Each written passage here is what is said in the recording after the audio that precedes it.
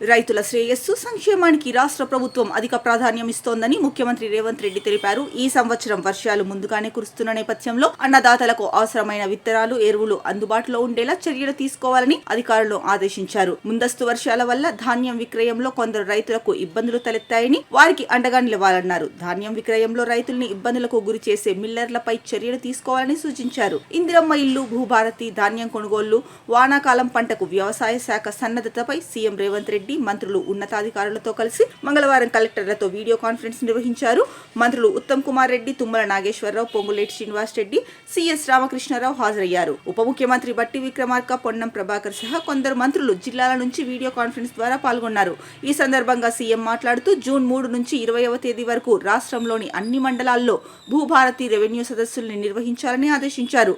ప్రభుత్వ ప్రాధాన్య కార్యక్రమాల అమల్లో కలెక్టర్లు కీలక పాత్ర పోషించాలని అన్నారు. అకాల వర్షాల కారణంగా నష్టపోయిన రైతులను ఆదుకుంటాం. ఎకరానికి 10,000 రూపాయల పరిహారం అందించేందుకు నివేదిక తయారు చేసి అధికారులు ప్రతిపాదనలు పంపాలి. వర్షాలు ముందస్తుగా వచ్చాయి. ఈ విషయాన్ని దృష్టిలో పెట్టుకుని వ్యవసాయ శాఖ ప్రణాళికలలో మార్పులు చేసుకోవాలి. రైతులకు అవసరమైన విత్తనాలు, యూరియాను అందుబాటులో ఉంచాలి. విత్తనాల, ఎరువులు అక్రమ స్టాక్ ఉంటే కఠిన చర్యలు తీసుకోవాలన్నారు. నకిలీ విత్తనాలు అమ్మే వారిపై పీడీ యాక్ట్ కింద కేసులు నమోదు చేయాలి. ఇక రాష్ట్రంలో ప్రజాప్రభుత్వం ధాన్యం కొనుగోళ్లలో గతంలో ఎన్నడూ లేని విధంగా మంచి ఫలితాలను సాధిస్తోందన్నారు. రైతులకు 48 గంటల్లోనే చెల్లింపులు పూర్తి చేస్తున్నాము. గతంలో కంటే ఈ సీజన్లో దాదాపు 22 లక్షల టన్నుల ధాన్యాన్ని అధికంగా కొనుగోలు చేసిన పౌర సరఫరాల సంస్థను అభినందిస్తున్నా. 90% పైగా రైతులు ధాన్యాన్ని విక్రయించి సంతోషంగా ఉన్నారు. తెలంగాణకు ఋతుపవనాలు ముందుగా రావడంతో కల్లాల వద్ద ధాన్యం తడిసిపోయి కొంతమంది రైతులు ఇబ్బందుల్లో ఉన్నట్లు ప్రభుత్వం దృష్టికి వచ్చింది. 10,50,000 మంది రైతుల వద్ద నుంచి 64 లక్షల టన్నులకు పైగా ధాన్యాన్ని మద్దతు ధరకు కొనుగోలు చేశాం. ప్రభుత్వం చేసిన మంచి పనిని చెప్పుకోవాల్సిన అవసరం ఉందన్నారు. ఇక భూభారతి చట్టం అమలుకు ముందస్తుగా 4 మండలాలను ఎంపిక చేసుకున్నాం. అనంతరం ప్రతి జిల్లాలో ఒక మండలాన్ని పైలట్ గా ఎంపిక చేసుకుని రెవెన్యూ సదస్సులు నిర్వహించామన్నారు. జూన్ 3 నుంచి 20 వరకు భూభారతి రెవెన్యూ సదస్సులు రాష్ట్రంలోని అన్ని మండలాల్లో నిర్వహించాలన్నారు.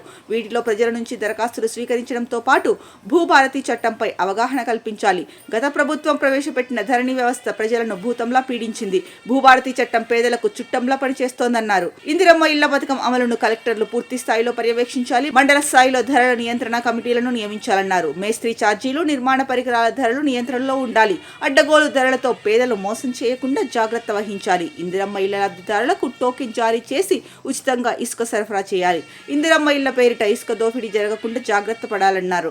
మహిళా సంఘాలు, యువత ద్వారా రాజీవ్ యువ వికాసం కింద ఇటుక సెంటరింగ్ యూనిట్ల తయారీ కేంద్రాల ఏర్పాటు చేయించాలి. తక్కువ ధరతో నాణ్యమైన ఇళ్ల నిర్మాణానికి అనేక కొత్త సాంకేతిక పద్ధతులు వచ్చాయి.